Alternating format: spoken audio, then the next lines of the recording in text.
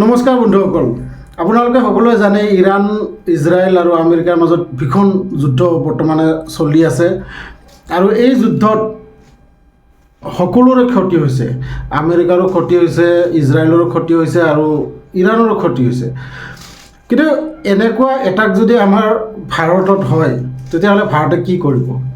কাৰণ আপোনালোকে জানে যে বিজেপি চৰকাৰে সৈন্য বাহিনীৰ ওপৰত বা আমাৰ যিবোৰ ডিফেন্স চিষ্টেমৰ ওপৰত একো খৰচাই নাই কৰা। আৰু এই খৰচা নকৰাৰ ফলত আপোনালোকে এটাই কথা বিশ্বাস কৰিব লাগিব, হয়তো এইটো কথা শুনি আপোনালোকে হাঁহিও উঠিব পাৰে। যদি ভাৰতত কেনেবাকৈ এনেকুৱা আক্ৰমণ হয় তেনেহ'লে কেইদিনমান আগতে বিহাৰত এটা বিশাল ডাঙৰ শিৱলিংগ এটা বহাইছে। সেই শিৱলিংগৰ ওপৰত বিশ্বাস ৰাখিব লাগিব, সেই শিৱলিংগে যাতে আমাক বচায়। নহ'লে অযোধ্যাৰ ৰাম মন্দিৰ আছে, বিৰাট ডাঙৰ ৰাম মন্দিৰ, সেই ৰাম মন্দিৰে আমাক বচাব লাগিব। আৰু সেয়াও যদি নহয়, আপোনালোকে জানে আমাৰ নৰেন্দ্ৰ মোদী ডাঙৰীয়াৰ ভায়েক বাবা বাঘেশ্বৰ, সেই বাঘেশ্বৰে যদি বচাব, কাৰণ বাবা বাঘেশ্বৰৰ এনেকুৱা ক্ষমতা আছে যে তেখেতে নিজে ফোনত ভগৱানৰ লগত কথা পাতে। আপোনালোকে এনেকুৱা ভিডিঅ' আগতে হয়তো দেখিছে। আৰু এই ভিডিঅ'ৰ যিবোৰ ভাইৰেল ভিডিঅ' সেইবোৰৰ পৰা মই তথ্য লৈ আপোনালোকক কৈছোঁ, যদি ভাৰতক কিবা কাৰণত এনেকুৱা আক্ৰমণ হয় তেনেহ'লে মাত্ৰ এইকেইটা বস্তুহে বচাব পাৰিব।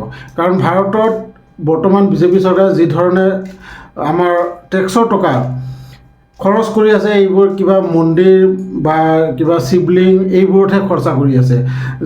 যিটো ঠাইত বেছিকৈ খৰচা কৰিব লাগে, হয়তো আমাৰ সেনা বাহিনী বা মেডিকেল স্কুল এইবোৰত তেখেতসকলক কোনো ইচ্ছা নাই খৰচা কৰিবলৈ। তেওঁলোকে কেৱল খৰচা কৰি আছে মন্দিৰ বা নানান ধৰণৰ মূৰ্তি এইবোৰৰ ওপৰত। গতিকে মই ভাবোঁ আমাৰ ভাৰতৰ যিটো সেনা বাহিনী, এই সেনা বাহিনীৰ ওপৰত আৰু বহুত টকা খৰচা কৰাৰ দৰকাৰ, যিয়ে আমাক সুৰক্ষা দিয়ে বা কোনোবা অইন দেশে আক্ৰমণ কৰাৰ আগতে যাতে এবাৰ ভাবে।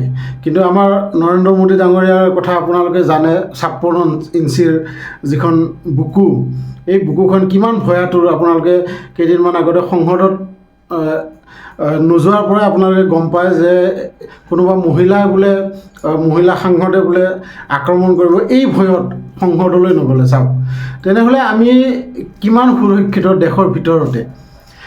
এজন প্ৰধানমন্ত্ৰী নিজৰ দেশত নিজৰ সংসদত যাবলৈ ভয় কৰে, তেনেহ'লে আমি কিমান সুৰক্ষিত? এই কথা নিশ্চয় আপোনালোকে চিন্তা কৰি চাব। কাৰণ এজন প্ৰধানমন্ত্ৰী হৈ আৰু যিমান ডাঙৰ তেখেতে ভাষণ দিয়ে যে 56 ইঞ্চিৰ বুকু, তেখেতে কাকো ভয় নকৰে, এইবোৰ কথা কোৱাৰ পিছত যদি এনেকুৱা কিছুমান কথা আহি পৰে যে এগৰাকী সাংসদৰ ভয়ত সংসদলৈ নাযায়, তেনেহ'লে এইটো আচলতে বিৰাট চিন্তনীয় বিষয়। আৰু লগতে আপোনালোকে 2014 পৰা শুনি আহিছে নৰেন্দ্ৰ মোদী ডাঙৰীয়াক যে মোক 5 বছৰ আপোনালোকে সময় দিয়ক, মোক মাত্ৰ 50 দিন আপোনালোকে সময় দিয়ক, মোক 2027লৈকে আপোনালোকে সময় দিয়ক। এতিয়া এইটো বাঢ়ি গৈ এতিয়া হৈ গৈছে 2047 চনলৈকে। এতিয়া 2047 চনলৈকে তেখেতসকলে প্লান বনাই আছে যে বিজেপি চৰকাৰ থাকিব লাগিব। বিজেপি চৰকাৰ 2047 চনলৈকে যদি থাকে, ইয়াৰ কি গেৰাণ্টি আছে যে তেখেতসকলে 2047 চনত ভাল কাম কৰি পেলাই তেখেতসকলে আমাৰ দেশখন আৰু উন্নতিৰ পথলৈ লৈ যাব? ইয়াৰ কোনো গেৰাণ্টি নাই। কেতিয়াবা হঠাৎ ৰাতি যদি নৰেন্দ্ৰ মোদী ডাঙৰীয়া মৰি থাকে, তেনেহ'লে ইয়াৰ দায়িত্ব কোনে ল'ব? গতিকে বহুত ভাবিবলগীয়া কথা। বৰ্তমান যি ধৰণে বিজেপিয়ে কামবোৰ কৰি আছে, যিবোৰ মানে অলাগতিয়াল, যিটোৰ পৰা দেশৰ কোনো উন্নতি নাই, আমাৰ যিবোৰ টেক্সৰ টকা এইবোৰ মানে অপব্যৱহাৰ কৰি আছে। কিছুমান এই শিৱলিংগ বনাই, কিছুমান মন্দিৰ বনাই পেলাই। তেখেতসকলে ক'ব পাৰে যে এইবোৰত টুৰিষ্ট আহিলে আমাৰ দেশৰ আৰু অৰ্থনৈতিকভাৱে আৰু আগুৱাই যাব। এইবোৰতকৈ বহুত ইম্পৰ্টেণ্ট আমাৰ দেশৰ সেনা বাহিনীৰ সুৰক্ষা দিয়া। আপোনালোকে সকলোৱে জানে যে অগ্নিবীৰ তেখেতসকলে ওলাইছিল 4 বছৰৰ কাৰণে। আপুনি ভাবি চাওকচোন, আপোনাৰ যদি এই চাকৰিটো ৰিটায়াৰ হ'বলৈ মাত্ৰ এমাহ আছে, তেতিয়াহ'লে আপুনি সেই যিটো উৎসাহেৰে আপুনি যুদ্ধ কৰে, সেই উৎসাহেৰে আপুনি যুদ্ধ কৰিব নেকি? মাত্ৰ 4 বছৰৰ আপোনাৰ চাকৰি, তাৰ মাজত মাত্ৰ আপোনাৰ আছে এমাহ বাকী ৰিটায়াৰ হ'বলৈ। তেতিয়া সেই আগৰ যিবোৰ সেনা যেনেকৈ যুদ্ধ কৰিছিল, ঠিক তেনেকৈয়ে মন লগাই বা সেই উৎসাহেৰে তেখেতে যুদ্ধ কৰিব বুলি কি বিশ্বাস আছে?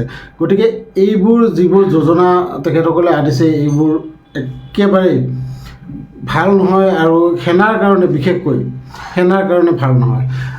আমাৰ দেশত যিমানবোৰ ৰাজনৈতিক নেতা, তেখেতসকলক আৰু তেখেতসকলৰ যিবোৰ সুবিধা, এই সুবিধাবোৰ জানিলে আপুনি আচৰিত হ'ব। আৰু ইয়াৰ বাবে মই নেক্সট ভিডিঅ'ত এটা অন্য ভিডিঅ' মই লৈ আহিম আপোনালোকৰ বাবে গোটেই ডিটেইলছকৈ, কোনে কিমান টকা দৰমহা হিচাপে পায়, পেঞ্চন হিচাপে কি পায়, তেখেতসকলৰ যি সা সুবিধা, এই সা সুবিধা কেনেকুৱা, এই বিষয়ে মই নেক্সট ভিডিঅ'ত আনিম।